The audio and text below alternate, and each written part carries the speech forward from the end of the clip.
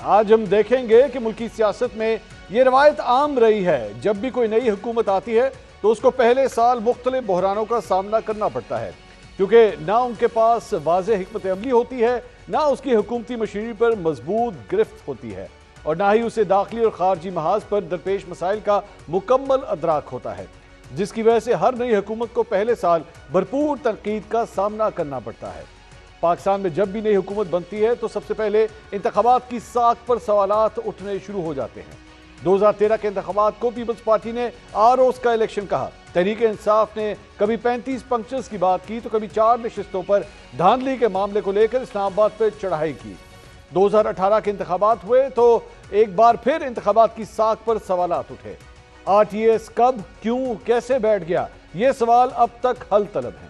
उस वक्त की असेंबली में वजीर आजम के लिए सिलेक्टेड और लाडले के नारे लगाए गए।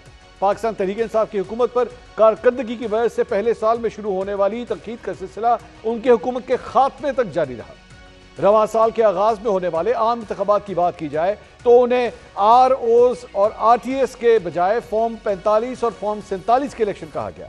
कहा जाता है कि इंतखाबी मैदान में बल्ले की अदम मौजूदगी के बायस मुतनाज़ा जीत के साथ मुस्लिम लीग नून ने इत्तेहादी जमातों के साथ रवां साल मार्च में हुकूमत बनाई तो उसे मईशत, खारजा पॉलिसी और अपोजिशन के एहतजाज की वजह से बेतहाशा मसाइल का सामना रहा।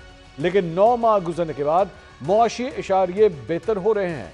मनचाही कानून साजी के बाद अदालती महाज पर भी इस हुकूमत के लिए कोई बुरी खबर फिलहाल नहीं आ रही। देर से ही सही, लेकिन अब सड़कों पर भी अमन व अमान नजर आ रहा है, क्योंकि लगता है कि अपोजिशन की बड़ी जमात तहरीक इंसाफ एहतजाज कर करके अब थक चुकी है। गुज़िश्ता 1 साल से तहरीक इंसाफ के हामी यूट्यूबर्स आशिकाने इमरान खान को बचकाना तसल्लियां दे रहे थे कि हुकूमत इमरान खान को ज्यादा देर तक जेल में नहीं रख सकती और वो 15 से 20 दिनों में रिहा हो जाएंगे। लेकिन दिन हफ्तों में बदल गए और हफ्ते महीनों में। इमरान खान की रिहाई तो दूर, जेल में बैठे बैठे उन पर बनने वाले मुकदमा की तादाद में इजाफा होता जा रहा है। लेकिन कारकुनों को असल हकीकत बताने के बजाय आज भी तसल्लियां देने का सिलसिला जारी है। अब तो 2024 को खत्म होने में चंद हफ्ते बाकी रह गए हैं। नया साल दस्तक दे रहा है, लेकिन इमरान खान की रिहाई का जैसे ही कोई इम्कान नजर आता है तो फौरन उन पर नए मुकदमात बन जाते हैं। नाज़रीन, मुस्लिम लीग नून की हुकूमत को खारजा महाज पर भी कड़े चैलेंजेस दरपेश थे।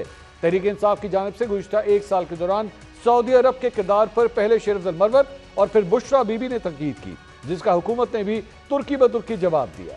वज़ीर आज़म शहबाज शरीफ ने गुज़िश्ता 6 माह में सऊदी वली अहद मोहम्मद बिन सलमान से 5 मुलाकातें की, जिससे जाहिर हो रहा है कि यकजान दो कालिब का सफर पाकिस्तान में नहीं बल्कि सऊदी अरब में भी शायद जारी हो सारी है। मईशत और खारजी महाज के अलावा हुकूमत को एक और तरफ से भी मुश्किलात का सामना करना पड़ रहा था। मखसूस नशिस्तों का फैसला हुकूमत के लिए एक बड़ा धचका था। उसका हल हुकूमत ने 26वीं तरमीम की सूरत में निकाला।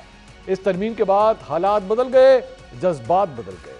आईनी बेंच बना और सीनियरिटी का मामला भी खत्म कर दिया गया, जिसके बाद हुकूमत के चेहरे की मुस्कुराहट खत्म होने का नाम ही नहीं ले रही। नाज़रीन, हुकूमत 3 माह बाद अब तक पहला साल मुकम्मल कर लेगी।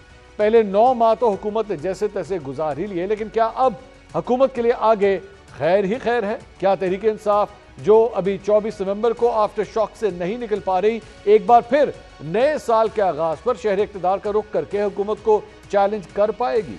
क्या वक्त गुजरने के साथ साथ हुकूमती मुश्किलात कम होती जाएंगी या इनमें मजीद इजाफा होगा? इसी